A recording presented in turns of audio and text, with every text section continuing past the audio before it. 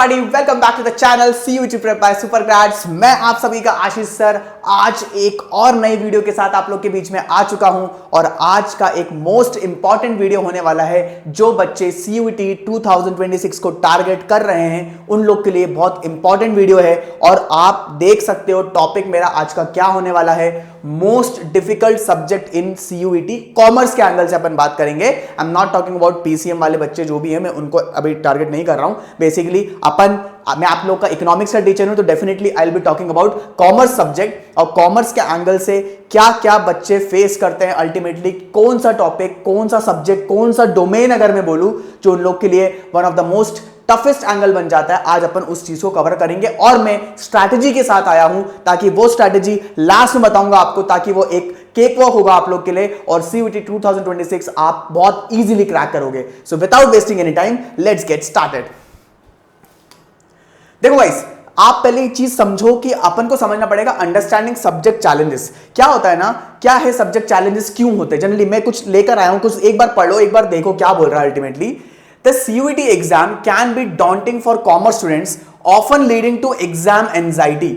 Exam anxiety होती है, मुझे भी होती है, मैं भी एग्जामिनेशंस बहुत अपियर करा हूं। एग्जामिनेशन से एक दिन पहले, 15 दिन पहले, एक महीने पहले, 2-3 महीने पहले तक एंजाइटी रहती है। जो बच्चा सीरियस है मैं सिर्फ उसी की बात कर रहा हूं, ध्यान रखना। जो सिर्फ हवाबाजी कर रहे हैं उन लोग के लिए तो वीडियो है भी नहीं, तो प्लीज ठीक है, आप जो सीरियस है उन लोग के लिए देखो, मैं अल्टीमेटली उन्हीं की बात कर रहा हूं। ठीक है, अब अंडरस्टैंड करो, आप समझो किस चीज को समझना है, चैलेंजेस कि कौन कौन से एरियाज आप फोकस नहीं कर पा रहे हो। 3 सब्जेक्ट की अगर मैं बात करूं कॉमर्स के एंगल से तो वो है अपने accountancy, economics, business studies and basically applied mathematics की बात करूंगा। Ultimately basic crucial for effective preparation. कहीं ना कहीं देखो, ये अगर आपने टॉपिक्स ढंग से नहीं करे हैं तो आपका कॉमर्स के अंदर फिर काम ही क्या है, आप क्या कर रहे हो। समझ में आया? उस चीज के एंगल पे आपको बहुत बहुत बहुत ध्यान से समझना पड़ेगा कि पढ़ो तो हद कर दो, नहीं तो प्रोग्राम यहीं पर रद्द कर दो। अल्टीमेटली 12th पास कर ली ना, अब आप कोई भी अगर जॉब पकड़ना चाहते हो, काम करना चाहते हो, वो कर कुरा के आप आगे बढ़ सकते हो। कोई डमी कॉलेज पकड़ के अपन ने कर लिया, उसके बेसिस पे अगर कर रहे हो तो बिल्कुल कर सकते हो। पर मैं सिर्फ उन बच्चों की बात करूंगा जो बच्चे डेफिनेटली बहुत सीरियस है और उन लोग के लिए कॉलेज, एक graduation UG course is one of the most important aspect. समझ में आया? तो अल्टीमेटली उसके अंदर क्या होता है, एक हर्डल को आपको रिकॉग्नाइज करना पड़ेगा। Ahead students can develop strategies to tackle with them for the confidence and reduce stress level. देखो यार, स्ट्रेस लेवल बढ़ता है। अल्टीमेटली होता क्या है ना, बच्चे तैयारी सब करते हैं, तैयारी बहुत अच्छे लेवल पे अगर चल रही होगी, पर कहीं ना कहीं सेल्फ डाउट होता है। मुझे नहीं पता क्यों उन्हें लग जाता है वो सेल्फ डाउट, क्योंकि कहीं ना कहीं हो सकता है या तो उनने टॉपिक मिस किया हो। समझ में आया? मान लो 10 टॉपिक है आप लोग के, ठीक है, 10 टॉपिक है अकाउंट्स के अंदर की अगर मैं बात करूं तो 10 टॉपिक में से मान लो आप सिर्फ 6 करके जा रहे हो या सिर्फ 8 करके जा रहे हो, तो आपको पता है किस बात का डर है, कहीं वो 2 जो टॉपिक छोड़े ना उसमें से पेपर ना बन जाए। समझ में आया? 6 और 8 होंगे कंठस्थ, पर अल्टीमेटली मेरा इतना मानना है कि मैं भी एफिशिएंसी पे फोकस करने के लिए ही बोलूंगा आपको, पर जब आपके पास टाइम ना हो। पर मेरा इतना कहना है कि जब अगर आपके पास टाइम है, जब आप 12th के बाद या 12th आप मेरा इतना मानना है कि दिसंबर और जनवरी का फेज से ही आपको इतना सीरियस हो जाना चाहिए 2 एंगल के लिए। मैं बता दूं कौन कौन सा। पहला एंगल आपको पकड़ना चाहिए 12th बोर्ड को, क्योंकि 12th बोर्ड ही आपका डिसाइडर है। 12th बोर्ड अगर आपने ढंग से स्कोर किया ना, मैं कह रहा हूं बाल भी बाका नहीं कर सकता आपका CUET, कुछ भी नहीं हिला सकता। क्यों? क्योंकि 12th इतनी अच्छी अगर गई है, 12th का पेपर इतना अगर अच्छा गया है, तो वो तो आपने 3 घंटे बकायदा राइटिंग में दिया है, बकायदा हेडिंग्स, ग्राफ्स, शेड्यूल, सारी चीजों की बात करूं अगर मैं, तो आपने 3 घंटे लिख के थ्योरेटिकल पेपर दिया है। पर CUET में तो आपको सिर्फ MCQ करना है। अगर वो भी अगर आपकी बस की नहीं हो पा रही है तो मतलब 12th आपका बिगड़ा हुआ है और उसके बाद आपकी CUET की तैयारी तो आप भूल ही जाओ। समझ में आया? तो थोड़ा सा अगर अपन सीरियसनेस के साथ 12th को अगर ढंग से अपन ने, मैं कब की बात कर रहा हूं, दिसंबर से लेके जनवरी का, और जो बच्चे बहुत एक्सट्रीम लेवल पे अगर सोच रहे हैं तो November can also be your game changing month ultimately. समझ में आया? तो उस लेवल पे अगर मैं बात करूं तो मेरा इतना सा कहना है कि आप नवंबर से लेके या दिसंबर से भी लेके अगर आप स्टार्ट करते हो तो दिसंबर, जनवरी, फेब, इसमें अगर आप बहुत अच्छे से प्रिपेयर कर लोगे, डेफिनेटली मैं बता रहा हूं आपको बोर्ड तो जाएगा ही स्मूथ और आपका CUET भी हंसते खेलते बहुत अच्छे तरीके से निकल सकता है। एटलीस्ट पता है क्या होगा, आप अपना सीयूटी के अंदर आपको जो 3 आपके डोमेन सब्जेक्ट्स है उसमें जो मैं बात कर रहा हूं, अकाउंट्स हो गया, इकोनॉमिक्स हो गया और बीएसटी हो गया, इस पे आप इजीली रिलाई कर सकते हो क्योंकि 12th में तैयारी करी थी। आप अपना जो उस वक्त का क्रूशियल टाइम है ना, आप अपना जीटी के अंदर दे सकते हो, लैंग्वेज के अंदर दे सकते हो, जिसके अंदर आप अच्छा स्कोर कर लोगे तो आपके लिए सोने पे सुहागा वाली बात हो जाएगी। फंडा समझ में आया? इस तरीके से सोचोगे तो रिवर्ट आएगा, रिजल्ट भी आएगा और मुझे बधाइयां दोगे। समझ में आया उस लेवल पे कि सर बकायदा बधाइयां तो मैं ही दूंगा आपको, बट अल्टीमेटली रिजल्ट मुझे दोगे, उस चीज की बात कर रहा हूं। ठीक है, तो नेक्स्ट देखो। Now everyone knows about these subjects. मैं टफेस्ट किस चीज की बात करूंगा? एक्चुअली टफेस्ट में बात करूंगा आपकी सबसे पहले सुप्रीम लेवल पे अगर मैं लेके चलूं तो it is known as accountancy. Accountancy is one of the most important, मतलब नॉन नेगोशिएबल है भाई मेरे। ये मतलब ये सब्जेक्ट अगर नहीं पढ़ा ना तो तुमने कुछ नहीं किया, तुम सीयूटी की तैयारी कर ही नहीं रहे हो, इतना मान लेना। समझ में आया? अब एक ट्रिक पता है इस बार क्या हुआ है? 2025 में कौन था आपका सरप्राइज पैकेज, आप लोग को पता है? The one and only economics subject. Economics ने जितने मतलब जो तड़का मारा है ना इस बार, और किसमें तड़का मारा? बच्चे क्या करके गए थे 12th की अपने इकोनॉमिक्स तैयारी कर ली, उसमें क्या आता है? मैक्रो और क्या आता है? आईईडी आता है, राइट? अल्टीमेटली इस बार जो एनटीए ने तड़का मारा है वो तड़का मार दिया आपके माइक्रो से, मार दिया उनने तड़का। और माइक्रो जो बच्चे 11th में पढ़ चुके थे, अगर उसका रिवीजन उस लेवल पे ढंग के तरीके से नहीं किया कि नहीं 11th के टॉपिक से ठीक है देख लेंगे, एनटीए ने मार दिया तड़का और बच्चे हो गए हक्का बक्का। मैं कह रहा हूं आप लोग को समझ में आया? तो economics this year was very surprisingly बहुत तगड़ा आया और उस हिसाब से बच्चे बिल्कुल हिल गए। उनको समझ में नहीं आया कि माइक्रो में क्या कैसे, in and out all gone. समझ में आया? अभी तो शुक्र मनाओ कि वो स्टैटिस्टिक्स के तड़के नहीं लग रहे हैं। स्टैटिस्टिक्स भी अगर किसी दिन इंक्लूड कर दिया तो फिर तो भैया राम जाने क्या होना है। समझ में आया? And next is one of the most again important business studies, क्योंकि बिजनेस स्टडीज भी आपको लगेगा आसान पर होता बिल्कुल भी नहीं है। तो आपको आपकी प्रिपरेशन, मैंने कब बताया था आपको प्रिपरेशन करने के लिए, कब बोल रहा हूं मैं? दिसंबर मंथ से बोल रहा हूं, जनवरी फेब की बात कर रहा हूं। इस महीनों में आपकी तैयारी इतनी अच्छी होनी चाहिए कि आप तीनों पे पैरेलल लेवल पे आप उस चीज का बाकायदा प्रिपरेशन करते जाओ। आप तीनों में इक्वल इंपॉर्टेंस दो। यू नेवर नो कौन सा सब्जेक्ट कब भारी हो जाए और आपका गेम बिगाड़ के चला जाए। समझ में आया? तो इन तीनों को आपको बहुत बेसिक लेवल पे अच्छे से, मतलब बेसिक टू एडवांस लेवल पे आपको तैयारी करनी पड़ेगी। फंडा क्लियर है? नेक्स्ट देखो। नेक्स्ट आपका जो गेम चेंजिंग होता है, देखो मैं एक छोटा सा एक ग्लिम्स लेकर आया हूं। दिस डजंट मीन कि इसमें से ही टॉपिक बनेंगे, बट मैं इतना बता रहा हूं कि ये मोस्ट रेकरिंग की टॉपिक्स टू बी कवर्ड है बिफोर गोइंग फॉर CUET 2026। इतना मेरा मानना है। जितना मैंने एनालिसिस किया, जितना मेरा पेपर का रिव्यू अगर मैंने करूं उस हिसाब से बताऊं तो अकाउंटेंसी की इफ वी टॉक अबाउट, तो कौन कौन से टॉपिक्स अकाउंटेंसी के अंदर इंपॉर्टेंट हो जाते हैं मैं आपको वो बता देता हूं। अल्टीमेटली पहला होता है calculation of new profit sharing ratio. ये आप लोग को पता है सैक्रिफाइंग एंड गेनिंग रेशियो हो जाता है कि मतलब ratio analysis is one of the most level पे। रेशियो एनालिसिस उस लेवल का नहीं, मैं बता रहा हूं ये पार्टनरशिप के एंगल का टॉपिक है। समझ में आया? आप लोग को पता ही होगा।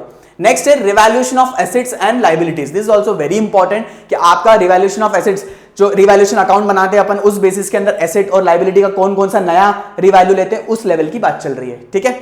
नेक्स्ट बोलेगा गुडविल एडजस्टमेंट। गुडविल तो मतलब छोड़ना ही नहीं है भाई मेरे, इतना इंपॉर्टेंट है ना कि super profit method, normal profit method, कौन कौन से कैपिटलाइजेशन मेथड, सारे लेवल पे गुडविल का एडजस्टमेंट इतना तगड़ा होना चाहिए कि एक क्वेश्चन आएगा और आप सट करके उसके प्रोसेस वाइज आंसर निकालते जाओ और सारे मार्क आप सही करते जाओ। समझ में आया? नेक्स्ट मैंने देखा है कैपिटल एडजस्टमेंट्स। ये भी बहुत टॉपिक, जैसे जिसके अंदर कौन सा टोटल कैपिटल इज गिवन और पार्टनर्स ब्रिंग इन कैश, वो वाला जो एंगल है जिसमें कैपिटल आपको गिवन रहता है और पार्टनर्स क्या लेकर आ रहे हैं, कैश लेकर आ रहे हैं rather than any other asset into the business, उस चीज की बात कर रहा हूं। And the last but not the least, death of a partner. This is also very important. Death retirement की अगर अपन बात करें तो उसके अंदर interest on capital, share of profit till date और उसके बाद के जो एंगल्स होते हैं उस चीज की कवर करने की बात कर रहा है। फंडा क्लियर हुआ? तो इसके ये टॉपिक्स मैंने मेरा एक ओवरव्यू है वो मैंने बताया है, आप इससे मदद ले सकते हैं, आप टॉपिक नोट डाउन कर सकते हैं कि इसमें से जनरली क्वेश्चंस रिकरिंग नेचर में पूछे जाते हैं। समझ में आया? नेक्स्ट अगर मैं इकोनॉमिक्स की बात करूं तो economics is also one of the most game changer और उसके अंदर one of the most important elasticity of demand. You know इसको अपन ईडी भी बोलते हैं, right? Greater than one, less than one वाला एंगल है consumer equilibrium, utility analysis, indifference curve, monotonic preference, ये सब आपको पता है 11th का टॉपिक है, पर तड़का मार दिया था एनटीए ने इस बार, वही बता रहा हूं। Next, production and cost. Guys this is one of the most typical कहूंगा और इंपॉर्टेंट भी कहूंगा, बच्चे को समझ में आया तो कर लेगा, नहीं आया तो जीरो पे रहेगा, इतनी गारंटी मेरी दे रहा हूं मैं, ठीक है। Next is revenue and producer equilibrium, सब एक दूसरे से लिंक है, याद रखना, सब एक दूसरे से लिंक है। अगर आपने ढंग से पढ़ाई करी है, प्रोसेस के थ्रू पढ़ाई करी है कि पहले आपको प्रोडक्शन समझना पड़ेगा या कॉस्ट समझना पड़ेगा या रेवेन्यू या प्रोड्यूसर इक्विलिब्रियम, अगर प्रोसेस पता है तो आपकी जर्नी बहुत आसान होने वाली है। अगर ऐसे ही चले जा रहे हो कि पहले प्रोड्यूसर इक्विलिब्रियम पढ़ लेते हैं फिर रेवेन्यू पढ़ लें, कहीं नहीं पहुंच पाओगे, मैं बता रहा हूं, ठीक है। नेक्स्ट है आपका मार्केट फॉर्म्स। मार्केट फॉर्म्स में क्या, monopoly, perfect competition, monopolistic competition, oligopoly, उस चीज की बात चल रही है। अगेन कौन सा टॉपिक है, 11th का टॉपिक है, वेरी इंपॉर्टेंट, समझ में आया। नेक्स्ट देखिए, national income, as you all know 12th का topic, determination of income and employment, government budget and etcetera. तो अभी और भी बैलेंस ऑफ पेमेंट भी आता है इसके अंदर, मनी बैंकिंग आता है। ये जस्ट मेरा एनालिसिस है कि इसमें से जनरली पेपर बहुत रिकरिंग नेचर में आता है, इसलिए मैंने ये टॉपिक्स कोट करे हैं, ठीक है। And if I talk about business studies, as usual you know, principles of management, Henry and Fayol के जो आपके प्रिंसिपल्स होते हैं, 14 principles and 4 principles and all, उस चीज की बात चल रही है। बिजनेस एनवायरमेंट आपको पता है, सोशल एनवायरमेंट की बात चल रही है, economic environment, political, legal, right, उस चीज को। Then it's financial management. Financial management बच्चे टॉपिक छोड़ के जाते हैं क्योंकि उनको पता ही नहीं रहता, ईबीआईटी माइनस आप इंटरेस्ट करोगे, ईबीटी आएगा, देन टैक्स माइनस करोगे, आपका ईएटी प्रॉफिट आफ्टर टैक्स आएगा, कुछ नहीं पता उनको, बस चले जा रहे करे जा रहे, नहीं पता, उनका बेस ही इतना खराब है कि सीयूटी की तैयारी क्या करेंगे मुझे नहीं पता, ठीक है। नेक्स्ट, फाइनेंशियल मार्केट, और तगड़ा टॉपिक, ठीक है। फाइनेंशियल मार्केट होता क्या है, किस तरीके से आप सेबी के फंक्शंस क्या क्या होते हैं, आपको स्टॉक एक्सचेंज के अंदर कैसे रजिस्टर्ड वाला, उस एंगल से अगर मैं बात करूं, कुछ भी नहीं आता उन लोग को, ठीक है। Marketing management, planning, organising, staffing, directing, ये सब 12th के टॉपिक से अपने पूरे, पर बच्चे बिल्कुल इतने लाइटली ले लेते हैं कि उनको पता नहीं है कौन कौन से टॉपिक्स, स्मार्ट मूव कैसे करना है व्हाइल प्रिपेयरिंग सीयूईटी। समझ में आया? तो ये टॉपिक्स मेरे कुछ ऑब्जर्वेशन है, आप नोट डाउन देख सकते हैं कौन कौन से टॉपिक है, आपको बेनिफिट मिलेगा, ठीक है।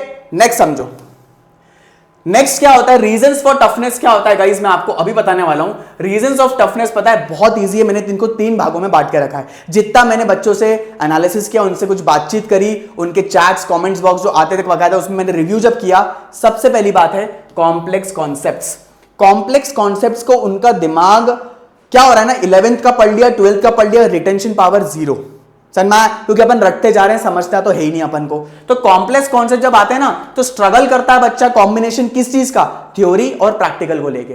समझ में आया कि इसका किसको वेटेज ज्यादा दूं, थ्योरी को दूं तो प्रैक्टिकल वीक हो जाएगा, अगर प्रैक्टिकल को दिया तो थ्योरी वीक हो जाएगी। दोनों का 50-50 कॉम्बिनेशन अपन को बना के चलना पड़ेगा। I am talking about all 3, please, accounts, economics and business studies. मैं इन तीनों को कवर करके चल रहा हूं, रादर मैं किसी एक को टारगेट नहीं कर रहा हूं। समझ में आया? Next is volume of syllabus. बेटा एक बात बताऊं, वॉल्यूम बहुत है, समझना, इतना वॉल्यूम है ना कि आप समझ नहीं पाओगे कि 11th में कौन कौन सा टॉपिक पढ़ा था, वो भूलते चले जाओगे। 12th में कौन कौन सा पढ़ा था वो भी नहीं पता। अब उसके अंदर भी बाइफर्केशन समझना, अकाउंट्स 11-12, इकोनॉमिक्स 11-12, बिजनेस स्टडीज 11-12, कैसे करना है, क्या करना है, बहुत वॉल्यूम है। स्मार्टनेस एक की है, स्मार्टनेस समझना पड़ेगा, एनटीए के मूव्स को समझना पड़ेगा, और अपनी प्रिपरेशन हमेशा याद रखना 100% ही लेके चलना। अगर एफिशिएंसी गिरी, मैं कह रहा हूं एसआरसीसी ले लो, डीयू ले लो, कुछ नहीं मिलने वाला, बहुत बुरी तरह हालत नीचे हालत गिर के आ जाओगे और बोलोगे सीयूटी सपना था, सपना ही रह गया। समझ में आया? बहुत सीरियस लेवल पे वीडियो बना रहा हूं मैं आप लोग के लिए, क्योंकि अल्टीमेटली बहुत डिफिकल्ट सब्जेक्ट की बात चल रही है, तो मैं तीनों को कवर करके चल रहा हूं, क्योंकि तीनों का वेटेज, तीनों का इक्वल इंपॉर्टेंस बहुत ज्यादा है गाइस, ठीक है। नेक्स्ट देखो, नेक्स्ट इज टाइम मैनेजमेंट। ये तो पता नहीं आजकल के बच्चों को हो क्या गया है, प्रायोरिटी क्या होती है पता है, वो सेट करना भूल गए। बाकी सारे चीजें उनके चल रहे हैं, आसपास की चीजें घूम फिर रहे हैं, सब कुछ कर रहे हैं, यारी दोस्ती निभा रहे हैं, सब कुछ कर रहे हैं, यारी दोस्ती में बहुत सारी चीजें हैं, ठीक है। अब मैं उन सब की बात करूं तो वो सब चीज चल रही है, बस टाइम मैनेजमेंट किस चीज के लिए, इस चीज के लिए टाइम तो निकल ही नहीं पा रहा है। ये मैंने लिखा है स्टडी, लिखा है बहुत अच्छे से लिखा है, स्टडी लिखा हुआ है मैंने, ठीक है। पढ़ाई के लिए तो टाइम निकल ही नहीं पा रहा है। क्यों नहीं निकल पा रहा है, अब वो आप लोग जानते हो, आप उस स्क्रीन के उस साइड बैठे हो, आप लोग को ज्यादा पता है, but I don't know why, ठीक है। जिसके कारण पता है क्या होता है, intense time constraint, test analysis, सारी चीजें इतना मिस कर जाते हो, मॉक एनालिसिस लगाना भूल जाते हो, मॉक का रिव्यू नहीं करते हो, बस बोलते ना कि बैठना है इसलिए बैठ गए, देना है तो दे दिया, उस एंगल से अगर बैठोगे तो नहीं पहुंच पाओगे गाइस। मैं बहुत सीरियसली बोल रहा हूं। थोड़ा सा अच्छे लेवल पे अगर अपन तैयारी करना चाह रहे हैं ना, अगर अपन बोलना चाह रहे हैं सोसाइटी में कि यार मैं एसआरसीसी में पढ़ता हूं, मैं दिल्ली यूनिवर्सिटी के कॉलेजेस के अंदर मेरा एडमिशन हुआ है, मैं क्या बता, मतलब एक दिखता है, रुतबा दिखता है, पता है जब 3 साल बाद बंदा वहां से निकलता है ना, क्रीम बन के निकलता है, क्योंकि उसके एनवायरमेंट ही ऐसा होता है, उसका सराउंडिंग ही ऐसा होता है कि आप खुद बोलोगे कि यार निकल लिया इसने। तो कैसे निकला, उसने इन तीनों सब्जेक्ट्स के अंदर कमांड किया है।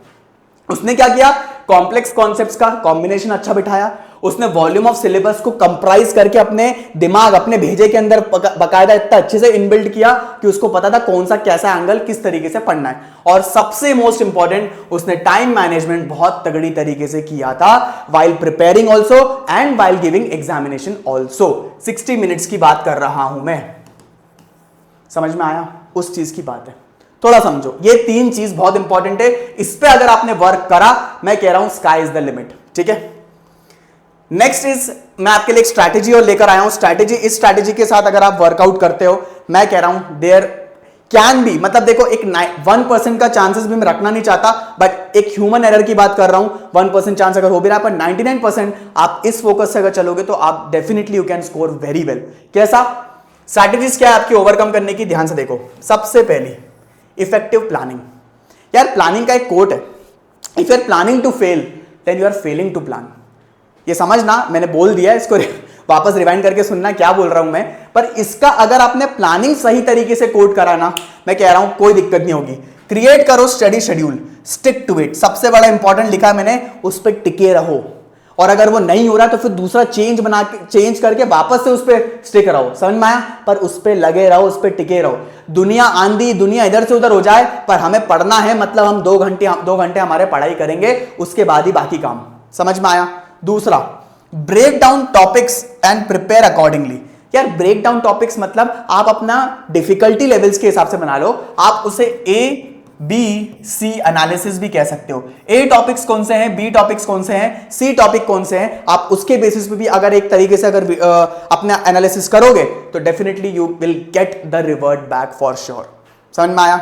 Next is analysing weaker areas and rectifying it. आपके जो वीकर एरियाज है, whether it is practical, whether it is theory, क्या इकोनॉमिक्स की बात चल रही है या बिजनेस स्टडीज की बात चल रही है, अकाउंट्स में अगर गेनिंग रेशियो निकालना नहीं आ रहा, बट डेथ रिटायरमेंट आपका वीक है, उसमें वीक एरियाज को पिक करो, रगड़ दो, उसके सारे क्वेश्चन लगा दो, समझ में आया, टाइम फ्रेम के साथ सारे क्वेश्चन रगड़ दो, और उसके बाद आपको समझ में आ जाएगा। रेक्टिफाई जब करोगे एग्जामिनेशन के अंदर, आपके जो मॉक एनालिसिस जब लगाना चालू करोगे, मॉक पेपर लगाओगे, सैंपल पेपर्स लगाओगे, तब आपको समझ में आ जाएगा कि हाँ मैंने सही कर रहा हूं, मेरे एरर्स अब कम होते जा रहे हैं। तो this is very important, effective planning is very important, ठीक है। Last, focused practice. Focused practice का मतलब मेरा पता है क्या बोलना है, solve past papers, mock test at least 5 to 10 तो मैं बोल ही रहा हूं, मैं हवाबाजी नहीं कर रहा, मैं बिल्कुल बोल रहा हूं 5 से 10 लगाने पड़ेंगे, एक 1.5 घंटे के लगाने पड़ेंगे। बैठो, अपने आप को रूम में बंद करो और इतने अच्छे से एनालिसिस पेपर का पूरा एक ना पूरा ग्रिप्स निकाल लो, पूरा इसके अंदर से पूरे छिलके निकाल के रख दो कि भाई इसके कौन कौन से पेपर्स रिपीटेड लेवल पे आ रहे हैं और कितने आएंगे, उस लेवल पे की चीज की बात कर रहा हूं मैं। समझ में आया। तो आपको सॉल्व तो करना पड़ेगा मॉक टेस्ट एनालिसिस और पास्ट पेपर्स को, ताकि आपको ट्रेंड, कहने को ट्रेंड समझ में आ जाए, पर अपने पढ़ाई और अपने मेहनत पे भरोसा रखो। समझ में आया। नेक्स्ट है very important, focus more on NCERT books, क्योंकि एनटीए का एक मोटिव मैं समझ रहा हूं मैं, एनसीईआरटी बुक्स को जो ना उसके स्टेज, उसका जो लेवल को और धीरे धीरे कैसे बढ़ाना, क्या वो उसके अल्टीमेटली उसमें से क्वेश्चन पिक करता जा रहा है और बिल्कुल डालता जा रहा है। और आप क्या अदर राइटर्स से बुक से पढ़ो, मैं मना नहीं कर रहा, पर बेस आपका क्या होना चाहिए, एनसीईआरटी। समझ में आया। This is very crucial. Next है आपका यूटिलाइज आप कर सकते हो ऑनलाइन रिसोर्सेज आपके पास, अगर इफ एनी लिखा है मैंने, अगर है तो ठीक है, नहीं तो राइटर्स की बुक, उसके अंदर भी बहुत सारे कंपाइलर्स होते हैं, आप उसको भी देख के कर सकते हो। और नहीं तो आप एनटीए के जो पास पेपर सॉल्व, जो मॉक टेस्ट एनालिसिस होते हैं, कोई टेस्ट सीरीज आप ज्वाइन करके भी अपने आप को देख सकते हो आप कितने पानी में हो। समझ में आया। तो ये है आपके strategies to overcome these 3 difficult subjects. कौन कौन से, accountancy, economics and business studies. समझ में आया गाइस। एट लास्ट में इतना ही बोलूंगा कि ऑल द बेस्ट, आप अच्छा पेपर दे सकते हो, वेरी गुड, मैं उस चीज के लिए मना नहीं करूंगा, बट थोड़ा समझना कि कौन सी चीज कहां गलत हो रही है, कहां मुझे इंप्रूव करना है और कितने अच्छे से मुझे स्कोर करना है, ताकि मेरा कट ऑफ उस कट ऑफ के ऊपर जाए, जो कट ऑफ मेरे कॉलेज ने, मेरा ड्रीम कॉलेज ने सेट करके रखा हुआ है। इस बार जो रिजल्ट आएगा उसमें आप इतने इजीली क्लियर कर लो कि आप 3 साल बाद जब यूजी क्लियर करने के बाद जब निकलोगे, तब आप खुद बोलोगे कि हाँ सर ने बोला था और वो चीज मैंने मेहनत करी और मैं सीरियस था, तभी मैंने वो रिजल्ट भी निकाला है। ठीक है, with that motivation I just want you to keep yourself very motivated. अगर कोई डाउट हो तो प्लीज लेट मी नो, उसके अकॉर्डिंग आप कमेंट बॉक्स में मुझे बता सकते हो, मैं आपको बिल्कुल रिवर्ट करूंगा 1 to 1। अगर आपको कोई डाउट है सेशन तो I will do it, no issues, but please keep on learning and revise तो बहुत जरूरी है, उसके बिना कुछ नहीं हो पाएगा। Keep revising till that time, just keep learning and goodbye, take care.